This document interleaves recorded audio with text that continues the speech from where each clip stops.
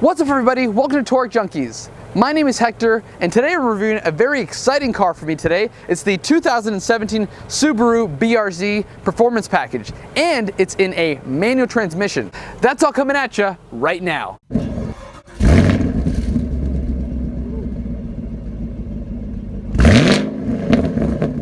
Thank you so much to Schumacher Subaru of the Palm Beaches for allowing us to review their vehicle. They're an amazing dealership.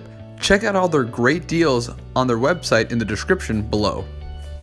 All right, I am so excited to review this car. Woohoo! Let's go.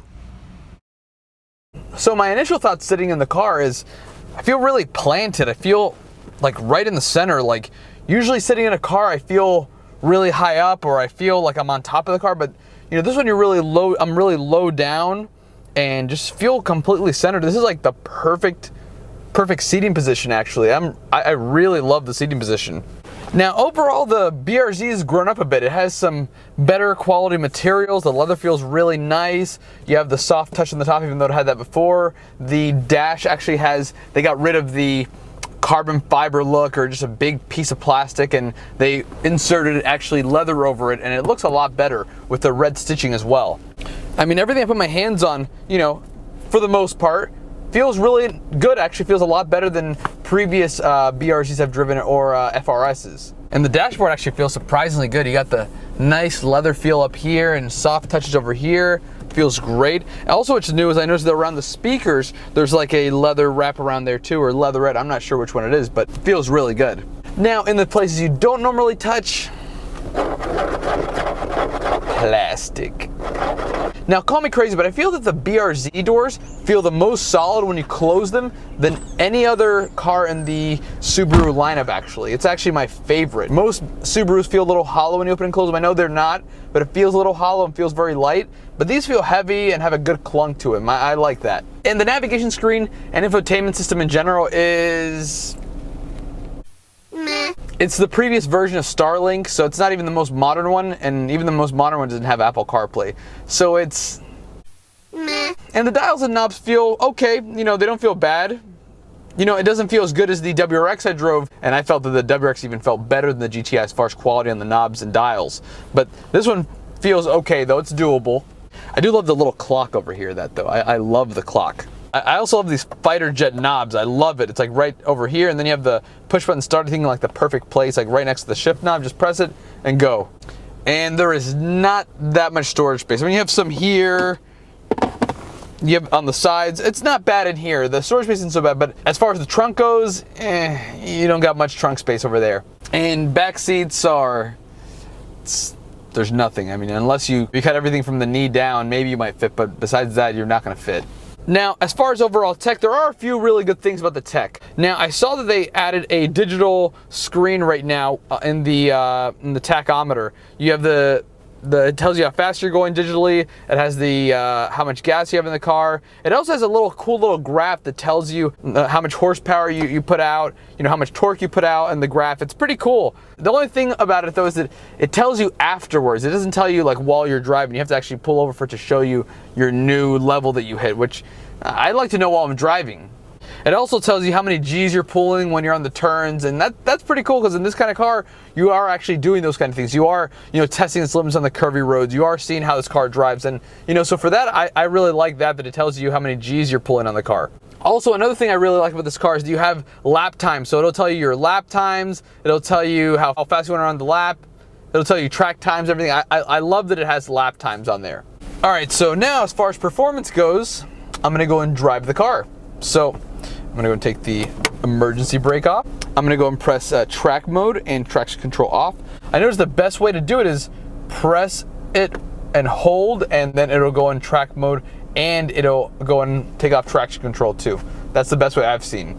I also saw that if you press it 3 times, it turns off too, so I don't know. Now the car is a 2.0 flat 4 boxer engine, which I think is actually a really good engine. The only thing is that I think it needs a turbo, a little more power. Also, if you're gonna put the torque high up, put a little more torque. I mean, something. Now, as far as horsepower goes, it has 205 horsepower. It has 5 more horsepower than it previously did. Now, this is the performance pack. It does not get any extra power, but it does get Brembo brakes, and it does get these really cool wheels and a nice wing, but I think the wing comes with it anyways. Now, as far as torque goes, you have 156 pound-feet of torque, and that kicks in at about 6,400 RPMs. So you really do have to work for that 156 pound-feet of torque.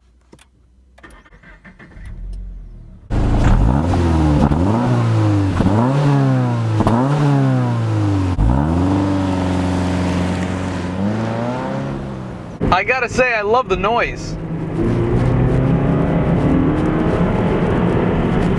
See, this car is not so much for its speed, but it's just known for its handling.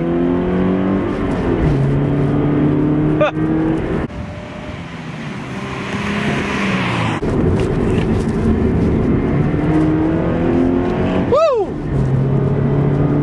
I know it's 0 to 60 in 7.4 seconds, but let's test it out.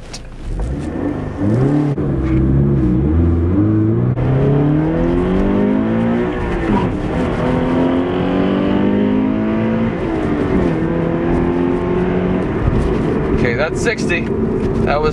That definitely took a while, especially third gear. However, I do love the way this car sounds, and I love how dramatic it is, even though the car's not really doing much. It's just so funny to, like, the car just gets really loud and just everything's vibrating, but you're not just moving around that fast. It's the only thing. It's such a charming little car though, and it handles like a go-kart. Now, this car obviously handles great. I mean, it does have a near 50 to 50 weight distribution, 54/46 to be exact, which is pretty much what you get in an S2000, which, that's awesome. I know most people don't like the way this car sounds. However, I do. I love how much it screams. It's just, the car's a screamer. It's like constantly yelling at me.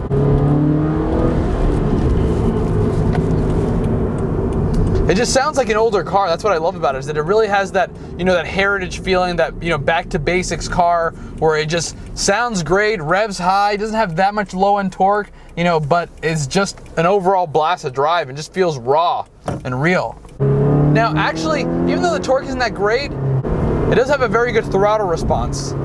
You know, I hit the gas and it does start to go. It doesn't go very fast, but there's no real delay in it going. But I guess that's something good that you get out of a naturally aspirated car, don't you?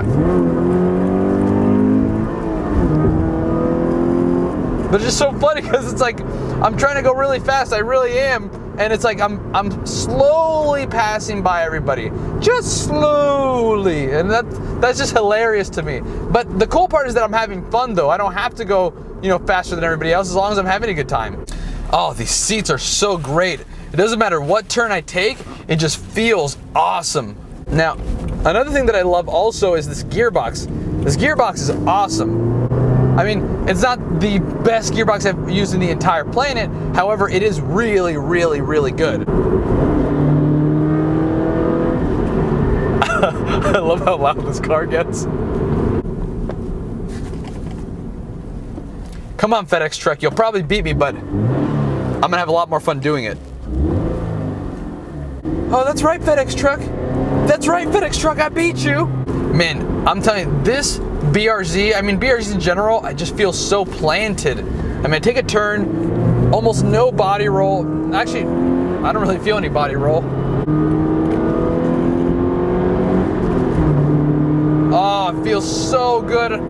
That's one thing. Once you get over like 60 in this car, you really start to feel how great it is. I mean, this car, it really is a race car. So planted. It feels just natural. Like, this is the way all cars should be driving. Now, the thing is that I know everybody says it, and I was always talking about how great of a bargain this car is, but it really is. You're getting a real sports car, a car that really feels like you're driving like, you know, an old 911 or something, and you're getting it for like, you know, $25,000, $27,000 for a base. There's not many cars like this on the road right now. I mean, really, the only other option you have besides this car for a great valued sports car is going to be the Mazda Miata.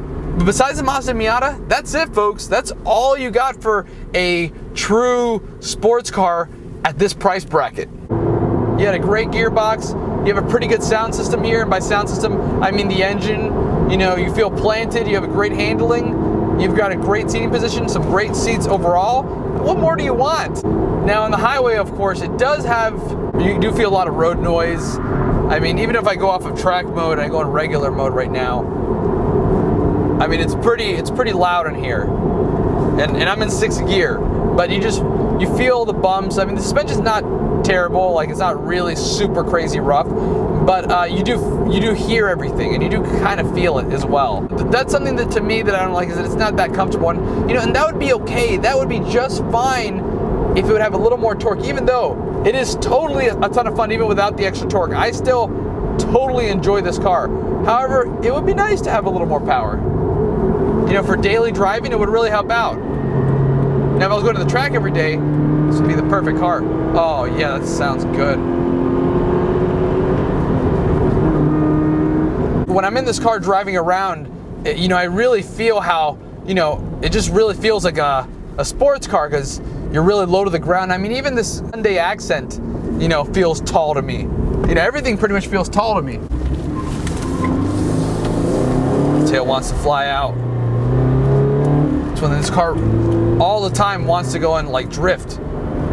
Even when I'm not even in track mode and taking off the traction control, it still wants to drift. And that's really what this car is all about. It's the handling. This car is a true race car. I don't care what anybody says. You can say that horsepower is the most important thing, but it's not. It's balance, and this car has that balance, and I love that about this car. Now, that doesn't say that you would like a little more power. I'm not saying like 500 horsepower. I'm just saying like 40 more horsepower and 40 more pound-feet of torque would make this car, to me, in my eyes, perfect. There's two scenarios where I'd buy this car. One is if they gave it more power, or two is if they stopped making, because then it would be a more valuable car and would be actually an investment. Overall, I'm really extremely satisfied with my experience driving this car again, and it really got to kindle an old love that I had with this car. Now, I would really love to go and drive this car against an S2000, and my buddy has an S2000, and I could drive this car again. So I think that's something going to be coming very soon. It's going to be this car versus an S2000. Anyways, guys, like I said, that concludes my video. Thank you so much for watching. Thank you to all my subscribers for watching. You guys are freaking awesome. If you enjoyed this video, please give it a like. If you're new to the channel and you like the channel, hit the subscribe button. Now, if you have any questions or there's something I forgot and you want to put a comment below, I would love that. Please do so. Thank you so much. My name is Hector. This is Torque Junkies, and I'll be seeing you guys next video.